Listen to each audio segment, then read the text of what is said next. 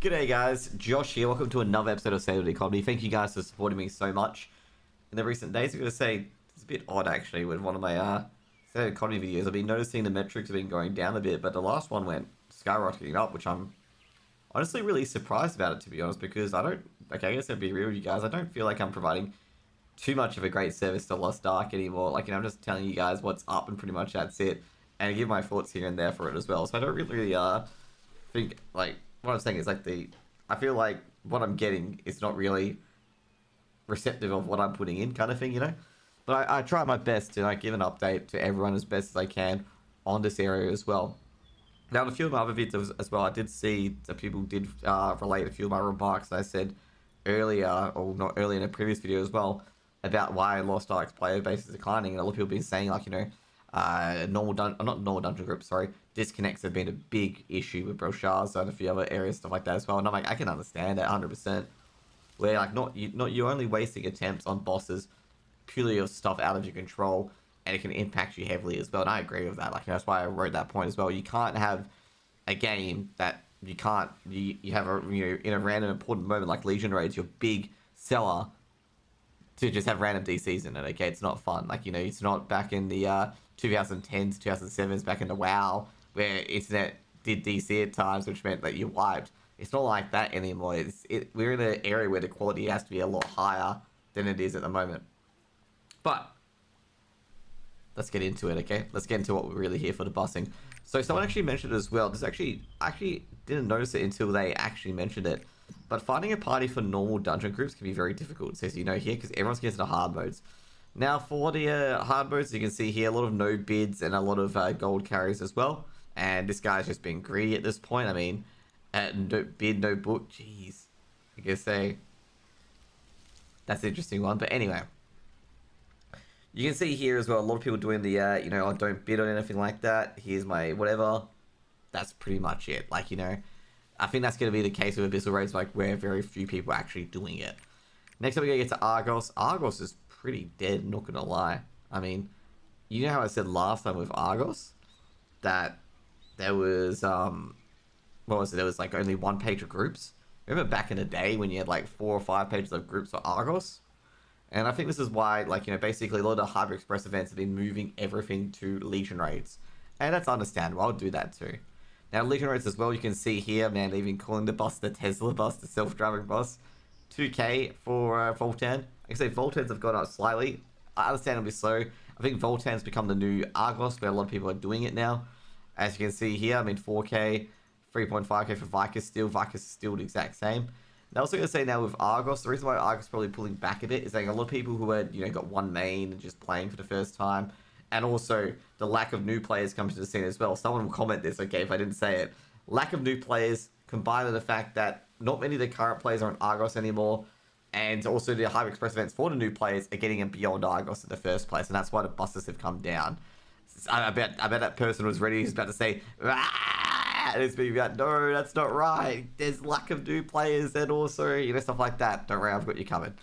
Now, with Cackle's side, and you can see here, I'm actually a bit surprised that people are asking for Belshazzar for Clown, given the fact that if you're doing Clown, you'd be doing Belshazzar. If you could do Belshazzar, you wouldn't be doing Clown.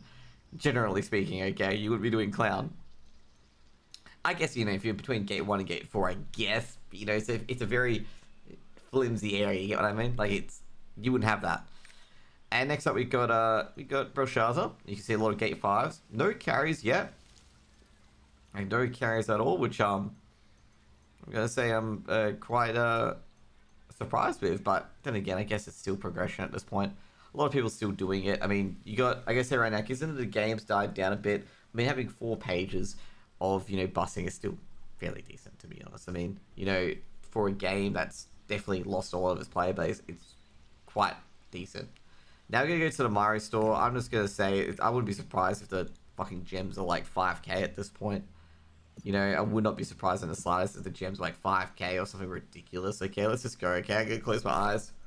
I'm gonna open them when it comes up. Oh, 4.3k. But yeah, the crystals are heavily inflated. Someone speculated as well that the crystals had heavily inflated in the comments previously due to the fact that people have now finished with Belshazzar and pretty much have gold to really spend it on the blue crystals, get the Pheons and stuff like that, to try and upgrade their gear.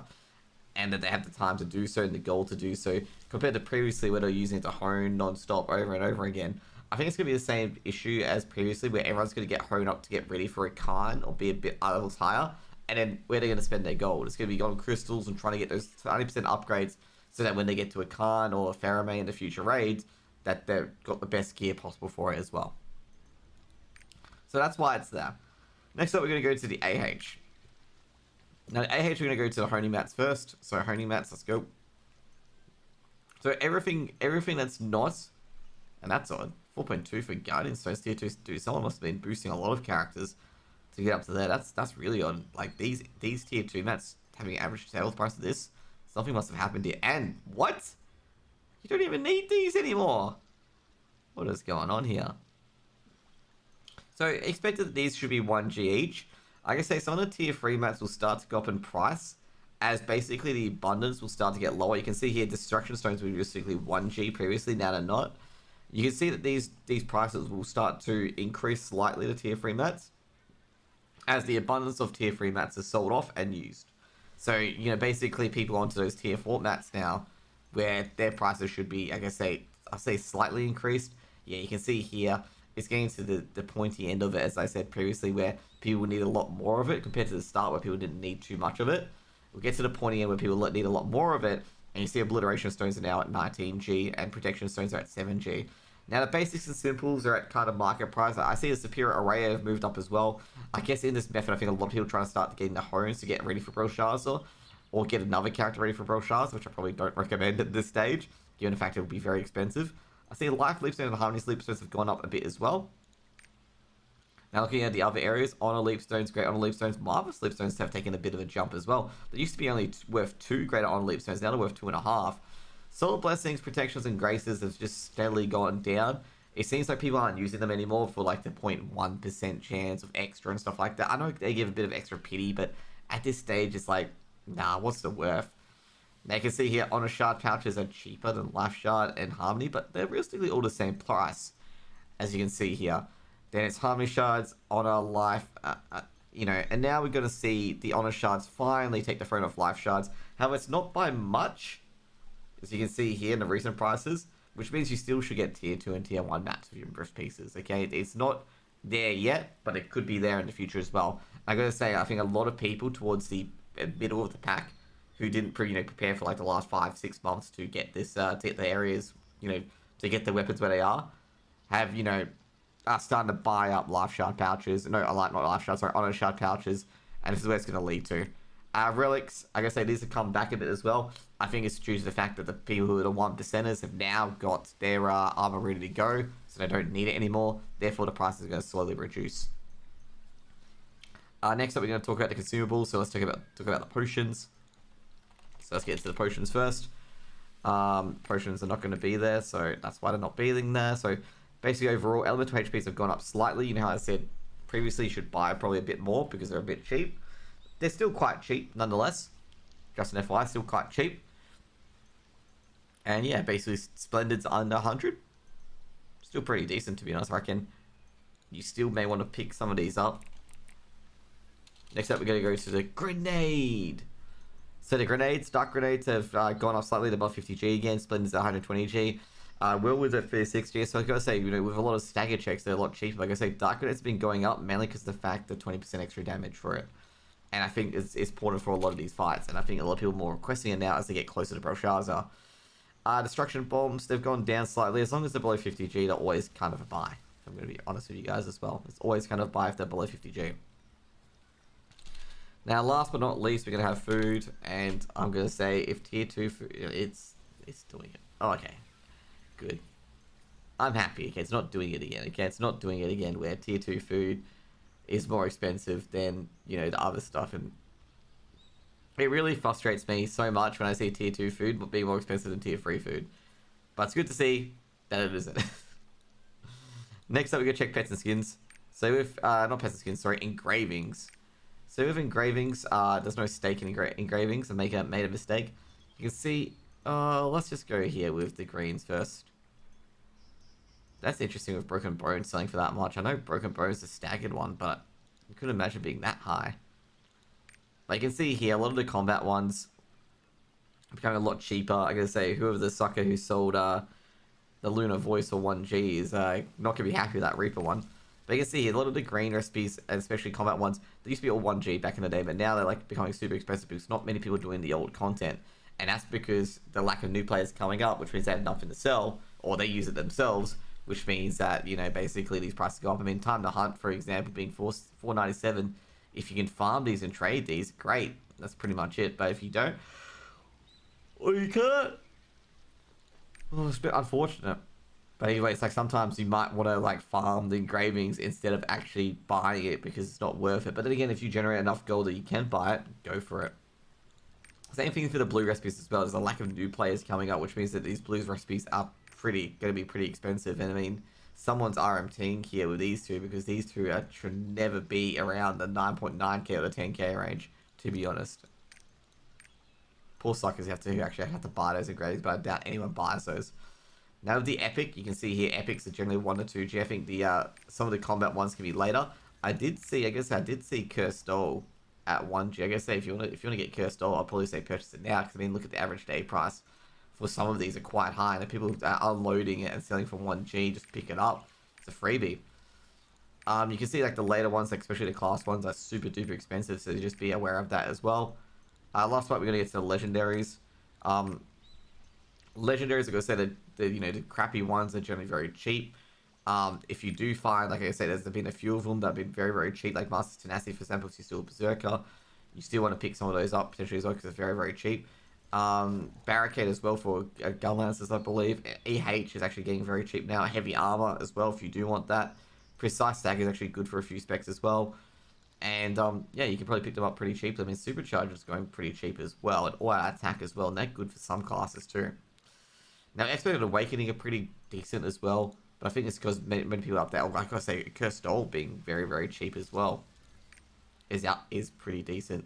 Now, Remaining Energy has actually gone down. Reflux, I think it's because a few nerfs. KBW and Ambush Master have gone up. You know, I said Ambush Master being at 3.5k. I mean, look at that. Ambush Master's at a goddamn premium at the moment, if you look at the prices for it. So I definitely wouldn't be purchasing an Ambush Master at the moment on US West. Busted Aura, I did mention this previously when it was down at like 5k that you should pick some of these up. You can see why now. Like a lot of the class ones, like Salvation's back to 14k, have gone up substantially because there's class engravings. A lot of classes preferred engravings over the accessory. You can see that here. Anyway, that's it. We're going to go to pets and skins. We're going to go to skins first, or skins and pets. And we're going to see how the skin market's going around. Skin market is generally indicative of the gold and blue crystal market. So you can see here, because the average day prices for some of these, geez, there haven't been much selling on the skin markets compared to was last week. We're having pages of no one actually selling it. I know that they've released the Witcher kind of thing, so that could be the reason why. But if you see here, well, I guess like the Midsummer's Night Stream's been seeing a lot of selling as well. But there's been a lot of skins that no one's been really taking a nibble at, basically. Sad to see, but it happens. I think a lot of people have been hitting those selection sets as well. Let's get to the pets. Pets is kind of a similar story, I'd say, but I think a lot of the selection chests are hitting a lot. I'm going to say, I still don't understand people trying to sell the pets when the selection packs are a lot cheaper. It confuses me, okay? People buying Alexi, though. I guess that's a random one-off. Yeah, I just don't get it. People buying the pets over the selection chest. Because I'm very sure it's you can pick, select and obtain. Like, you can pick your pet. Like I say, the pets have been seeing some bit of love as well. I guess people getting a lot of gold and want to do it. Last but not least, we're going to go to the auction house to end it all. We're going to go to the gems. We're going to make sure we turn off Deadeye. The reason why I'm going to turn off Deadeye is because Deadeyes don't exist. And I'm not even kidding. I'll tell you now, look at the Deadeye gem market. Only 3 pages. So you want to need to go with the all to get a true indication of it. So 17k has been the case. I'm going to say it's dropped back a bit. It's dropped back a bit, which is interesting, given that, gold, blue crystals went up. So I expect it to go up a bit. But as I said before, the real market we want to look for now is probably the level 10 gems. And I did say before, if the blue crystal rate goes up, those gems are skyrocketing, okay? You can see that now with the Crimson gems, which I guess say is the cooldown gems. They're always going to be lower than the damage gems, and then you get the Annihilation gems that are just triple the price. And just look at this, man. Like, look at all these, like, prices. I think this is where the real gem market you got to look at now is the relic gems, because a lot of people get to the point where they have all level 10 gems. Okay, there's nothing they can do. So any level 10 gems they make from the boss rush and stuff like that is straight onto the market, and they're free. Like, people are willing to pay that much to get that level 10 gem. Next up, we're going to go to everything else, which is the ability stones and the accessories. So basically as well, we're going to go to recent prices, given the fact that we want to see the sale prices.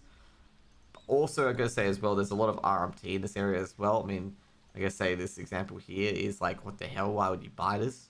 So you can see like there are a lot of RMTs here as well. Some of them can be like legitimate. I mean, look at some of this, like, expert disrespect. Like, these aren't really good at all. And you can see like the RMT here. But then you can see some of the, hey, I would actually buy that kind of thing, okay? So, like, basically, I think you might get a few here actually be like, hey, I would actually buy this. But basically, you can't really stop this. It's really hard to stop, like, this sort of thing, because everyone's going to get junk loot, which they're going to sell. I guess we saw a few hundred qualities, but I don't think they're worth as much as that people put them up for. I guess, Master Summoner KBW Specialized, that could be pretty decent. But you can see, like, some of the ones that are just, like, nah. Surge, like this one, for example, like this would go for 350k, okay? If you got Surge, Grudge, I know Surge is not the best Deathblade spec, but, you got Grudge at +5 and good crit, good specialization. I can see that going for quite high. Master Summoner Preemptive Strike, probably not, okay? Probably not. So you can see there's a few RMTs on here. Obviously, it's not indicative of the market. You can see some things where you're like, hey, I could see it going up for it. But at the same time, you got to realize, like, yeah, that doesn't happen. Like, that shouldn't be happening. It seems to be 300k as well. Like, this one, for example, this is a pretty good neck for a Berserker. So, 260k is pretty decent, because, you got your Master Nazis and Adrenaline. I don't think Adrenaline's that great for Berserker, but, like, it's one of the good secondaries, which you can understand they go for that much. This one as well, Evolutionary Legacy and a Cursed Doll, like, you can imagine going for 259. This one, you could imagine for 255. You hit Hitmaster and Adrenaline. For some classes, it's very, very good. Demonic Impulse and KBW. I can't imagine it going for that much, but... I know, that's actually really good. Sorry, my bad, because you get 12 in Demonic Impulse. So you can see here where some of these would be, yeah, you'd get this, so some of these like, nah, it's the RMT.